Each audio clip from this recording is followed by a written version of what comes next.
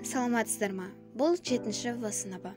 Біз Жамбыл Жабаевтың 175 жылдығына орай Жамбыл Жабаевтың өлеңдерін, шығармашылықтарын және өмір баяндарын айтатын боламыз. Жамбыл Жабаева 1846 жылы дүниеге келген.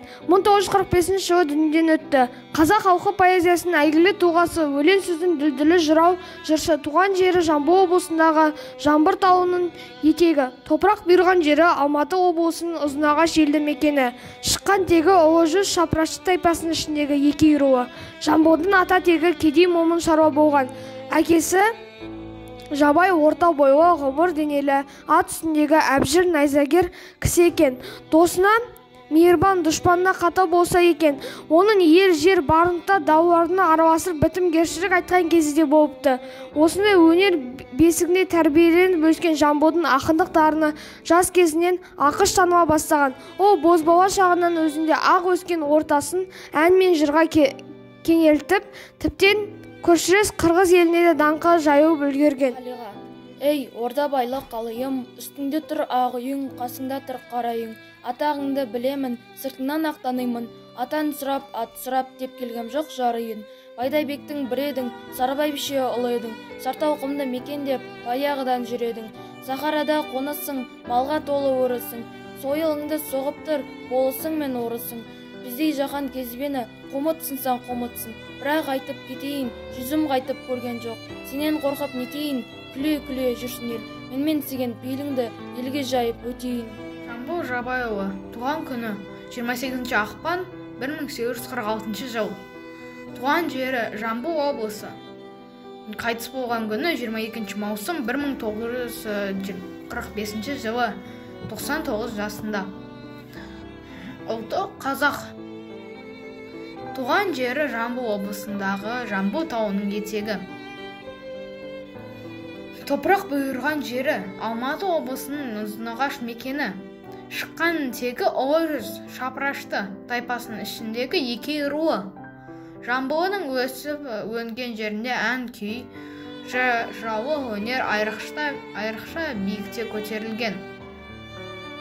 Мұхтар Әуезовтың қазақ халқына ерекше дамыған айтыс өнері 19 ғасырдан бергі жерде өзге жерлерде саябырсып, жетісу оңтүстік өлкелерінде шоғырғана бастады.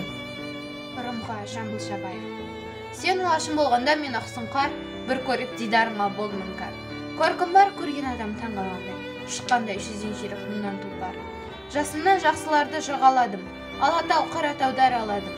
Қайтыс қаттың басын тіресем де, өзінен басқа сұлу таба алмадым. Жарқ еткен оқтан шұқыр бота көзім, балқытар қорғасындай айтқан сөзім. Сыртынан атымды естіп жүруші едім, қамбақтай жел аударған келдау кезім. Жамбыл Жабаев артықша туған азамат. Жігіттің кезінде жігерлі болса, ері болар, тұрмаса жігіт сөзінде. Нәсілі оның кем. Қазір болса майданда, халыққа сөзі ем болар, ел үшін туған ерлердің аудартыдар екен. Бірлігі кетсе ағайын, әркімдерге жер. Білімсіз болса жолдасың, қылған қайыр сен.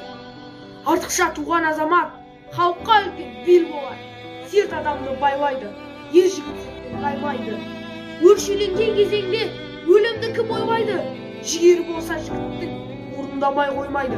Ақтан, оқтан қайтпайтын, өтірік сөз айтпайтын. Кезекті жерде тез болса, қорқып тізгін тартпайтын. Батыр қараш, сауран, шапырашты өтеген, батырлардың еңбегі. Жамбыл Жабай 1846 жылы Жамбыл тауының етегінде дүниеге келген. Қайтыс болған жері Ұзынағаш 22 маусым күні. Жамбыл Жабаевтың тақпақтары өте көп. Октябрь толғауы, жаңа жылға сәлем, Ленинградты қоренім. Жамбыл Жабаевты қазіргі ұрпақтар біз секілді балалар өте мақтан тұтады. Жамбыл Жабаев өзінің кезінде сұрапыл соғыс кезінде болған. Жамбыл Жабаев сұрапыл соғыс кезінде жауынгерлерге рух беріп отырған. Әлдемі өлеңдерімен жауынгерлерге үлкен керемет рух беріп отырған. Сол себепті жауынгерлеріміз берілмеген. Жамбыл Жабаев атамыз өте жақсы жыраушы, жыршы, ақын болған поэт. Және де ол кезде Жамбыл Жабаевқа тең келетін адам болмаған деседі. Көптеген